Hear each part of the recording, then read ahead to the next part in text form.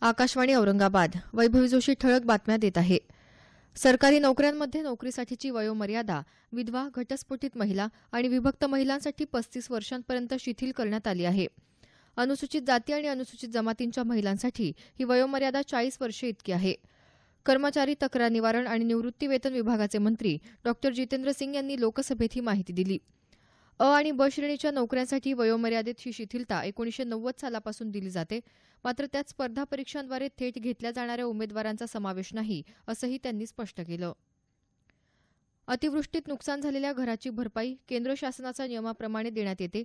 या रकमेत वाढ करण्याचा किंवा या कुटुंबाला पंतप्रधान आवास योजनेत समावेश करण्यात यावा, असा प्रस्ताव केंद्र शासनाला पाठवण्यात येणार असल्याचं मदत आणि पुनर्वसन राज्यमंत्री दिलीप कांबळे यांनी काल विधानसभेत सांगितलं.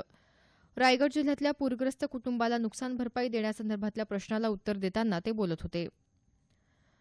नांदेड इथल्या श्री गुरु गोविंद सिंगजी स्मारक जिल्हा रुग्णालयातल्या क्षकिरण विभागाचं उद्घाटन जिल्हाधिकारी सुरेश काकाणी यांच्या हस्ते काल करण्यात आलं. या रुग्णालयात तात्काळ पोलीस चौकी चालू करण्याचे निर्देशही काकाणी यांनी यावेळी दिले. परभणी महानगरपालिकेच्या 65 जागांसाठी येत्या 19 एप्रिल रोजी निवडणूक होत आहे. मात्र कोणत्याच पक्षानं या ठिकाणी आपली उमेदवारी यादी जाहीर न केल्यानं अद्याप कोणत्याही राजकीय पक्षाच्या उमेदवारानं आपलं नामनिर्देशन पत्र दाखल केलेलं नाही.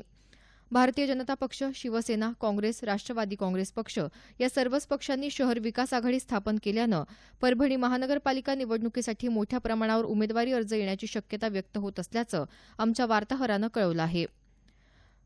संक्षिप्त बातमीपत्र संपलं. आमचं यानंतरचं बातमीपत्र दुपारी 1 वाजता.